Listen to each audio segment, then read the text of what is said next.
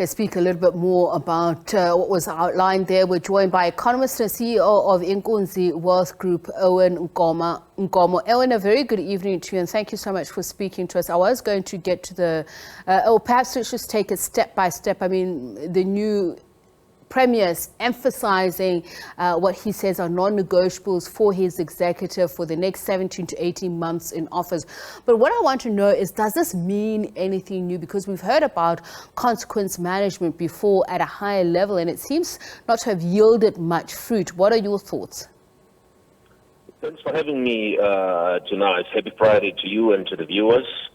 I think that for me, there's never been as much of an exciting civil servant in the past 10 years as I feel that Mr. Panyaza Lesufi presents to the Gauteng province.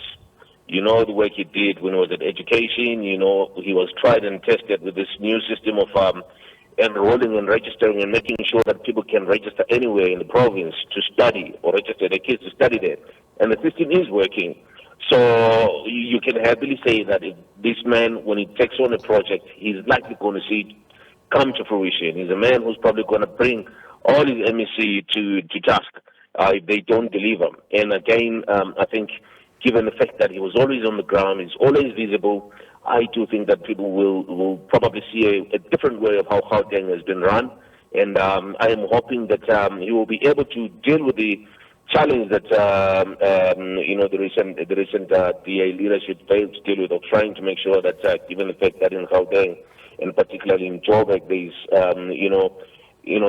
there's coalition government and things like that. If he manages to find a way to try and get to work with all the opposition parties, I do believe that he should be able to run Gauteng in a manner that will see him develop the province and create employment. And probably come and bring a lot of projects that will take the city in a better growth path. So he's going to be responsible now for a budget of north of 150 billion rands, and I think that it will be interesting to see how he's actually going to roll out, all his plans that he has. But one thing I can say is it was great to see and observe Comrade Panyaza Lesufi in his previous role in education, where he was always on the ground and he was making things happen. All right, so let's see what new ideas or thinking in terms of implementation then he brings to the fore. Obviously, there must be some level of continuation. He spoke very passionately about township economies, changing the living conditions there. So just in terms of these special economic zones, it's been said in the past that it is important to apply a district development model to make more of an impact, particularly in this regard. He spoke about how they're going to change things in terms of goods and services, how they do business there, particularly focus on South African-owned businesses. How's all of this going to unfold in your view? Look, I mean, I think the proof is always in the pudding, like they say in English.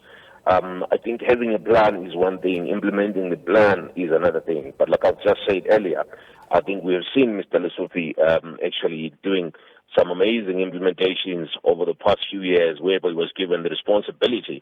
He spoke about the township economy. He spoke about bringing big sponsorships to South African owners into local hands.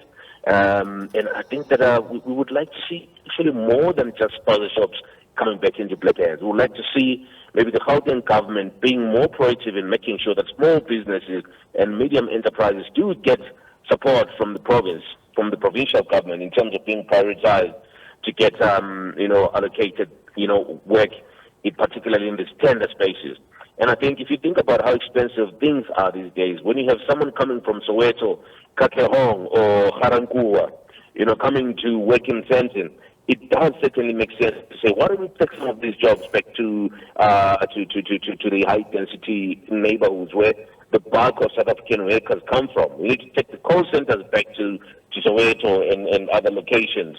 We need to take some of these jobs that can be done at home with the right sort of internet connectivity. We need to make sure that we can localize those jobs and people don't have to waste money on transport. And I think that Comrade Lesufi, if he does maybe invest making sure that the Department of Technology and provision of infrastructure relating to access to the internet, if that can be sorted out in high-density areas, I do believe that most of the jobs can actually be localized.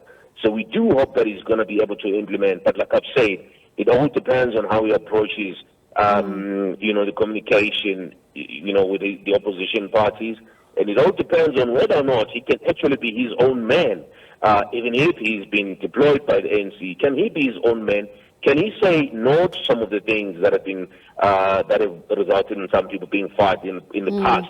Can he create his own new legacy? And I have a very strong feeling that possibly this might be the man who could be able to do that. Owen, you mentioned a very important point, especially let's continue along the vein of the development of township economy. So the Department of Human Settlements will now be incorporated with the Infrastructure Development Department, which will be headed by MEC Lebogang Maile.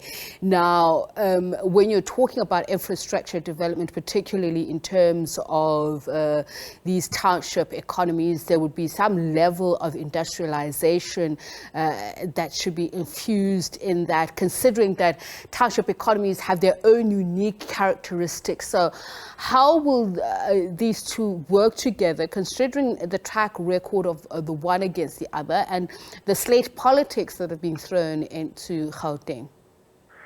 Look, there's always going to be the challenge, but I do hope that, the ANC as a party and as a governing party, particularly, given how close we are to the next national elections, there's a lot that the party needs to do to make sure that it starts to get, the benefit of the doubt from its loyal voters, because the party is extremely in a very vulnerable position. And I do think that, all departments have to work together towards the enhancement and the delivery of services to the citizens of Gauteng, particularly the voting populace that has been backing the ANC, but in some cases has been starting to voice dissatisfaction. So I would hope that the party and all other MECs, led by Comrade Lesufi, would actually start to work together for the betterment of the province. We need to deal with all these problems relating to transport, relating to infrastructure, the backlog in housing, and all of those things. And I do hope that, the party is going to try its best to make sure that it delivers on the mandate that is being promised both by the party and by Mr. Lesufi in the province. As you stated, it's a younger, more vibrant cabinet. We were showing Tasneem Motara earlier on. So the new cabinet also sees finance fall under Jacob Mamabolo, and Tasneem Motara is a new MEC for economic development. What do you see just in terms of what both bring individually and as a collective in terms of economic recovery and the direction that ought to take along with this vision that Lesufi has espoused? Look, let me give you an example. Under the previous, for example, I'm just going to talk about the local government. Under the DA, the amount of work that just sat and wasn't being executed or implemented amounted to many, many billions. We participate in the infrastructure space at Inkunzi Wealth Group through one of our associate companies. And I can tell you there's been work that's been waiting in the pipelines. That's not being dispersed work.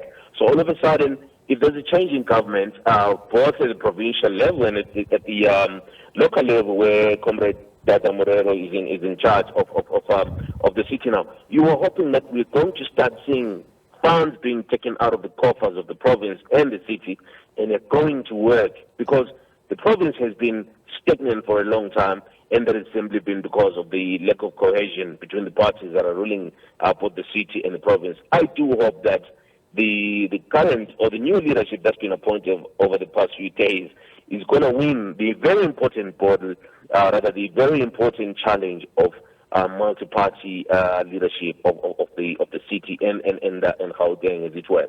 I do hope the guys will start putting money to use, and the infrastructure projects that need to happen in Gauteng is going to start to happen. Employment is going to happen. Manufacturing is going to start to take over.